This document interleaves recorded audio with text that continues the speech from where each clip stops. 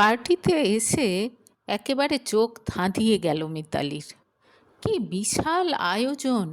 এরকম বড়লোক বন্ধুও আছে তার বরের। প্রমোশন হয়েছে বলে এত বড় পার্টি দিচ্ছে। ভাগ্যিস আলমারি থেকে তার সবচেয়ে পছন্দের সবচেয়ে দামি শাড়িটা পরে এসেছে, না হলে তো একেবারে বেমানান লাগতো তাকে। যদিও অরুণকে সে দামি পাঞ্জাবিটা পরাতে পারেনি।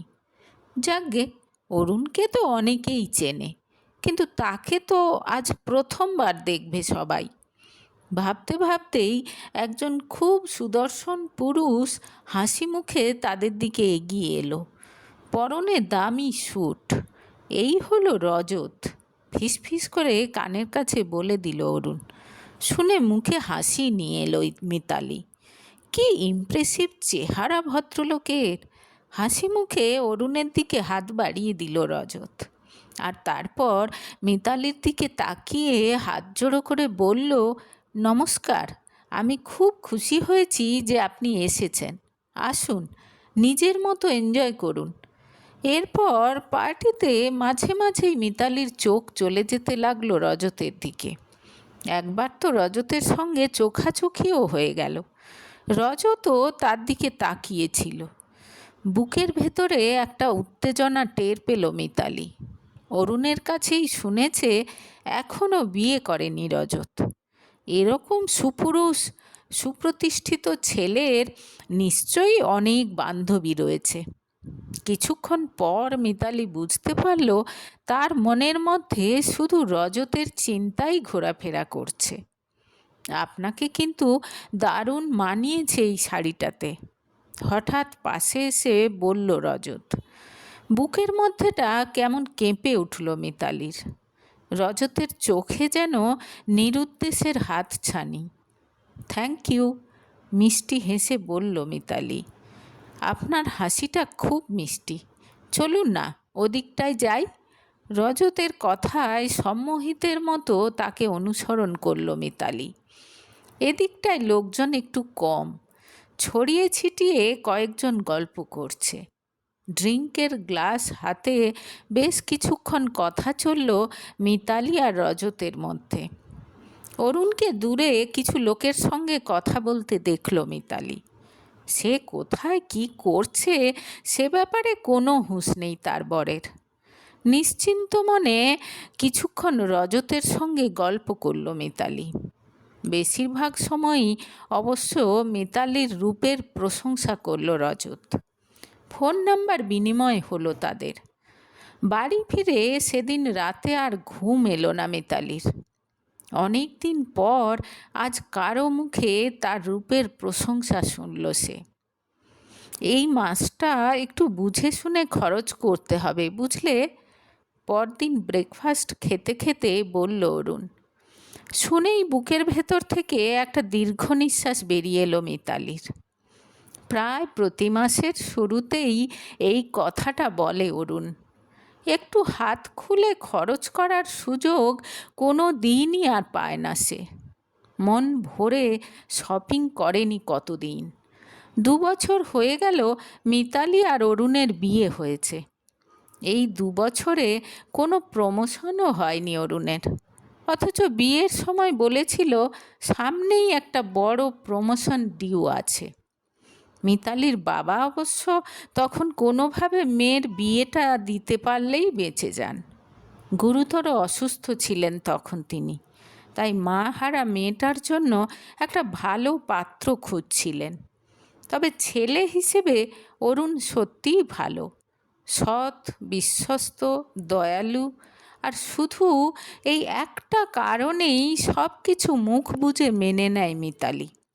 অরুণের মনটা সত্যিই ভালো, কিন্তু কাল রাতে রজতের সঙ্গে কথা বলার পর থেকে মিতালির বারবার মনে হচ্ছে শুধু সততা আর ভালো মানুষিতে জীবন চলে না। কতদিন আর নিজের শখ আহ্লাদ বিসর্জন দিয়ে থাকা যায়? ইস, রজতের মতো কেউ যদি তার জীবনে থাকতো! ভাবতেই উদাস হয়ে গেল মিতালির মন। 2 দিন পর রজত ফোন করল মিতালিকে। 10-15 মিনিট কথা হলো তাদের মধ্যে। মিতালির মনে হলো এত প্রাধান্য তাকে কেউ কোনো দিন দেয়নি। রজতের সঙ্গে কথা বলে একেবারে আপ্লুত সে। এরপর মাঝে মাঝেই কথা হতে লাগলো তাদের মধ্যে। লুকিয়ে দেখাও করলো কয়েকবার। রজতের সঙ্গে থাকলে নিজেকে কেমন স্পেশাল মনে হয় মিতালির। একদিন হঠাৎ বাড়ি থেকে বেরিয়ে রজতের কাছে চলে এলো সে। আগে থেকে তারা দুজনে ঠিক করে রেখেছিল সারাটা দিন একসঙ্গে কাটাবে। সারাদিন একসঙ্গে কাটানোর পর আর বাড়ি ফিরতে ইচ্ছেই করলো না মিতালির। শেষমেশ সিদ্ধান্তটা নিয়েই ফেলল সে, আর থাকবে না অরুণের সঙ্গে। পরদিন গিয়ে নিজের জিনিসপত্রগুলো নিয়ে চলে এলো সে রজতের কাছে। যদিও অরুণ তাকে আটকানোর অনেক চেষ্টা করল, কিন্তু মিতালির চোখে তখন রঙিন স্বপ্ন। অরুণের বাড়ি ছেড়ে এসে আনন্দের আর সীমা নেই মিতালির। রজতের বিশাল বড় সুন্দর সাজানো গোছানো বাড়ির সর্বময় কর্ত্রী হবে সে এখন। কিন্তু দুদিন যেতে না যেতেই মিতালি আবিষ্কার করলো সে প্রেগন্যান্ট। ক্ষণিকের জন্য হলেও একটু বিভ্রান্ত হয়ে পড়ল সে। বুঝতে পারছে বাচ্চাটা অরুণের, কিন্তু সে তো এখন রজতের সঙ্গে থাকবে। কয়েকদিন পর ডিভোর্স হয়ে যাবে তার আর অরুণের। এই রকম সময় তার পেটে অরুণের বাচ্চা, এটা কাউকে জানানো যাবে না। সময় বুঝে সুঝে ব্যাপারটা সামনে আনবে ঠিক করে নিল সে। কয়েকদিন পর রজতকে মিতালি জানালো সে তার বাচ্চার মা হতে চলেছে। শুনে খুব খুশি হলো রজত। কথা দিল ডিভোর্স হয়ে গেলেই মিতালিকে বিয়ে করবে সে। এমনিতে তাদের সোসাইটিতে বিয়ে না করে একসঙ্গে থাকলেও কেউ অত মাথা ঘামায় না, সুতরাং চিন্তার কোনো কারণ নেই। আপাতত এখন বাচ্চা আসছে, সেই আনন্দটাই উপভোগ করতে চাইছে। তার কথায় নিশ্চিন্ত হলো মিতালি। সেও সব ভুলে আনন্দে এতদিনের সমস্ত শখ পূরণ করতে লাগলো। মন দিয়ে শপিং করতে লাগলো, দামি দামি জিনিসপত্র জামাকাপড় কিনতে লাগলো। যথাসময়ে ডিভোর্স হয়ে গেল অরুণ আর মিতালির। এদিকে মিতালির বাচ্চাও পৃথিবীর মুখ দেখল। ছেলেকে রজত খুব ভালোবাসে। সারাক্ষণ ছেলের কি লাগবে না লাগবে সেদিকে কড়া নজর তার। এবার মিতালি তাকে বিয়ের জন্য তাড়া দিতে লাগলো, কিন্তু প্রতিবারই রজত যেন কথাটা এড়িয়ে যেতে লাগলো। তোমার এত কিসের তাড়া বলো তো? কি অসুবিধে হচ্ছে তোমার? শুধু একটা সই করাই তো বাকি। হাসি মুখে বলে নিজের কাজে ব্যস্ত হয়ে পড়ে রজত। মনটা যে খুঁতখুত করতে থাকে মিতালির। শুধু একটা সই তো ঠিকই, কিন্তু ওইটা না হলে যে সে কিছুতেই আর শান্তি পাচ্ছে না। এবার ছেলে বড় হবে, স্কুলে যাবে। তাছাড়া আজকাল যেন কেমন একটা অদ্ভুত অনুভূতি হয় তার মাঝে মাঝে। রজতের মা বাবা অন্য শহরে থাকে, কিন্তু আজ পর্যন্ত তারা নিজের থেকে মিতালির সঙ্গে কথা বলার আগ্রহ দেখায়নি। এমনকি বাচ্চাটাকেও খুব একটা ভালোবাসে বলে মনে হয় না তার। যাই হোক, রজত তার কোনো অভাব রাখেনি, বরং না চাইতেই সব কিছু পেয়ে গেছে। শুধু এই একটা জায়গা থেকে সব কিছু মেনে নেয় মিতালি। বেশ কিছুদিন এরকমভাবেই কেটে গেল। হঠাৎ একদিন রজত যখন বাথরুমে গেছে তার ফোনে মেসেজ এলো। পাশেই দাঁড়িয়েছিল মিতালি। আওয়াজ শুনে তাকাতে আই মিস ইউ হানি লেখাটা চোখে পড়ল তার। বাকিটা পড়ার আগেই মেসেজটা চলে গেল। এরকম মেসেজ কে লিখল? পড়তে গিয়ে মিতালি দেখল ফোনটা লক করা আর সে সেটা খুলতে পারছে না। এর আগে তো অনেকবার সে রজতের মোবাইল খুলেছে, তার মানে পাসওয়ার্ড চেঞ্জ করে দিয়েছে সে। কিন্তু কেন? নানা রকম উদ্ভট চিন্তা মাথায় আসতে লাগলো মিতালির, আর ভেতরে ভেতরে একেবারে অস্থির হয়ে উঠল সে। রজত বাথরুম থেকে বেরোতেই সে জিজ্ঞেস করলো, এই, তোমার ফোনটা খুলছে না কেন? পাসওয়ার্ড চেঞ্জ করেছো? কেন? আমার ফোনে কী কাজ তোমার? খানিকটা অসন্তোষ প্রকাশ পেল রজতের গলায়। একটা ফোন করতাম, পাসওয়ার্ডটা বলো। স্বাভাবিক থাকার চেষ্টা করলো মিতালি। ভেতরটা তখন ধীরে ধীরে ফুটতে শুরু করেছে তার। তোমার ফোন থেকে করে নাও, কি প্রবলেম? বলে তার হাত থেকে ফোনটা এক প্রকার ছিনিয়ে নিল রজত। মাথাটা প্রচণ্ড গরম হয়ে গেলেও কিছু বলল না মিতালি, কিন্তু মনের মধ্যে যে সন্দেহর বীজ ঢুকে গেল তার, সেটা তাকে একদণ্ড শান্তিতে থাকতে দিল না। সারাক্ষণ তক্কে তক্কে থাকতে লাগলো সে, কখন কোন ক্লু পাওয়া যায়। তার মনে হলো রজতও যেন তাকে খানিকটা অ্যাভয়েড করছে। কয়েকদিন পর অফিসের কাজে বাইরে গেল রজত। অন্যান্যবারের মতো এবার আর সহজে তার কথা বিশ্বাস করতে পারল না মিতালি। পরদিনই অফিসে গিয়ে খোঁজ নিয়ে জানতে পারল যা ভেবেছে ঠিক তাই। অফিসের কাজে যায়নি রজত। এবার এক অজানা আশঙ্কায় কেঁপে উঠল মিতালির বুকের ভেতরটা। এখনো পর্যন্ত রজতের স্ত্রী হিসেবে আইনি স্বীকৃতি পায়নি সে। নিজের ওপরেই কেমন রাগ হতে লাগলো তার। কেন সে এতগুলো দিন চুপ করে থাকলো? ছেলে বড় হয়ে গেল, 2 দিন পর স্কুলে যাবে। কালই চলো আমরা রেজিস্ট্রি ম্যারেজটা সেরে ফেলি।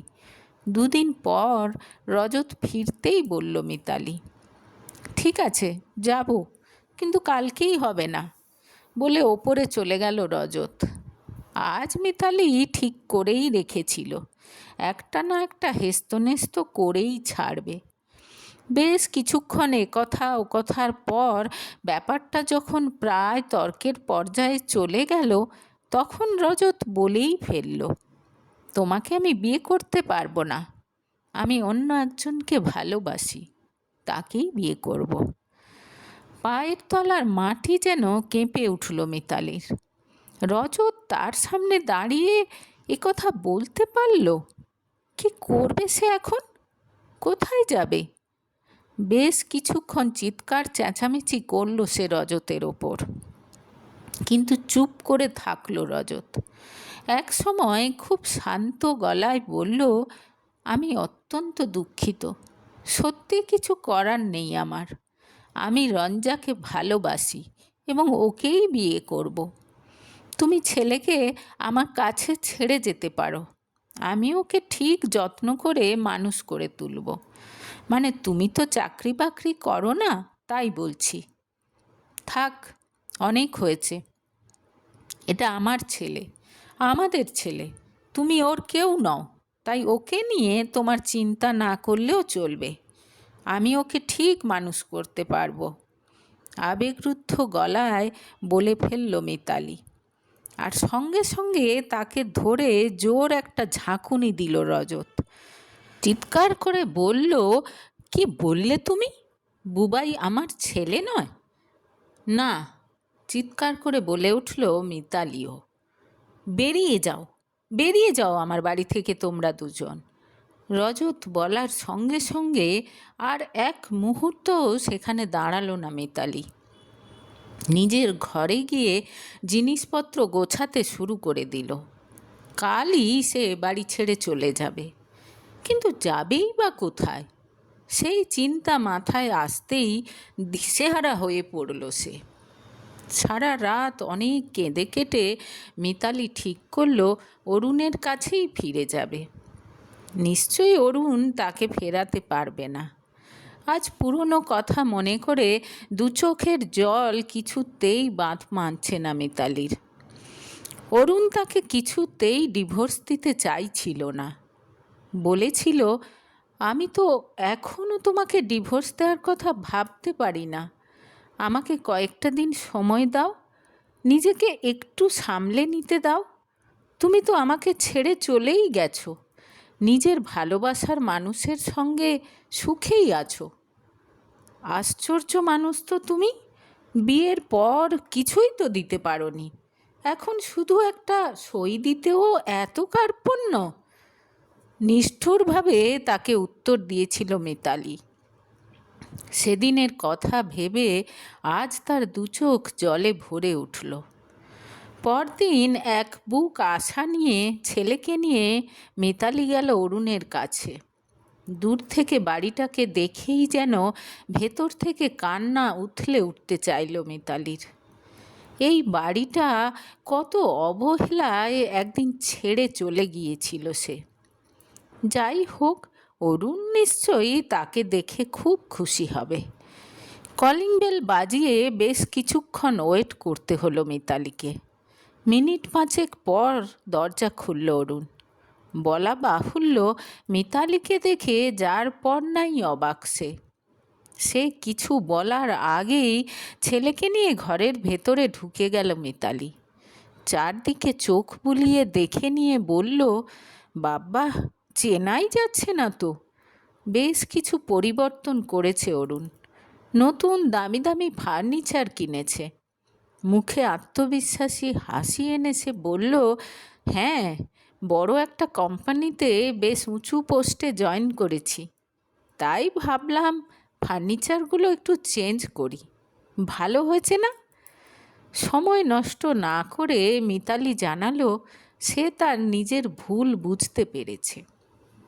সে বুঝতে পেরেছে অরুণ তাকে সত্যিকারের ভালোবাসতো, তাই সেই ভালোবাসার টানে আবার তার কাছে ফিরে এসেছে সে। আর এই যে বুবাই, এ তোমার ছেলে অরুণ, দেখো, ওকে দেখতে কিন্তু তোমার মতোই হয়েছে, আবেগবিহ্বল হয়ে বলল মিতালি। এ আমার ছেলে? বিস্মিত অরুণ, কিন্তু পর মুহূর্তেই কঠিন হয়ে গেল তার মুখ।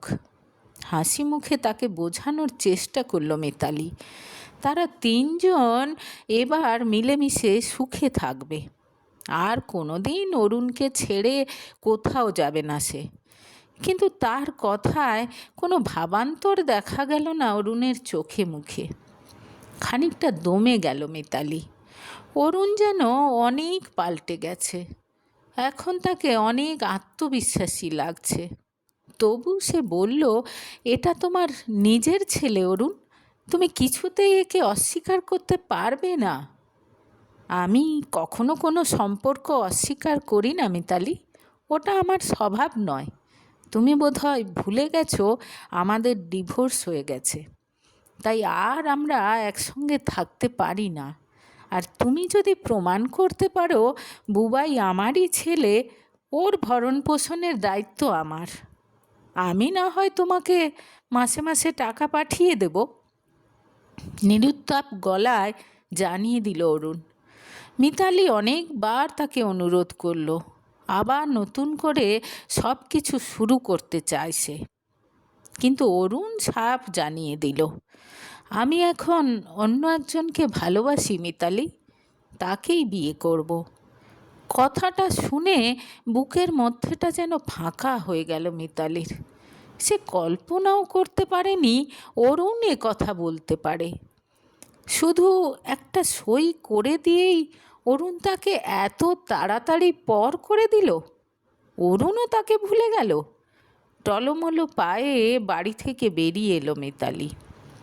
কোথায় যাবে, কার কাছে যাবে, কিছু জানে না, কিছু ভাবতে পারছে না সে আর। শুধু বুঝতে পারছে দুজন পুরুষের ভালোবাসা পেয়েও নিজের দোষে কাউকেই ধরে রাখতে পারল না সে। ঘুমন্ত ছেলের মুখের দিকে একবার তাকালো সে। ব্যাগ থেকে একটা শাড়ি বার করে দরজার সামনে পেতে ছেলেকে শুইয়ে দিল তার ওপর। পরম মমতায় তার কপাল ছুঁয়ে উঠে পড়ল সে। কিছুক্ষণ পর বেরোলেই অরুণ দেখতে পাবে ছেলেকে। আপাতত স্টেশনের দিকে যাবে মিতালি। সকাল 10টায় শতাব্দী এক্সপ্রেস আসবে। মায়ের মতো সেও চুপচাপ গিয়ে রেল লাইনে শুয়ে পড়বে।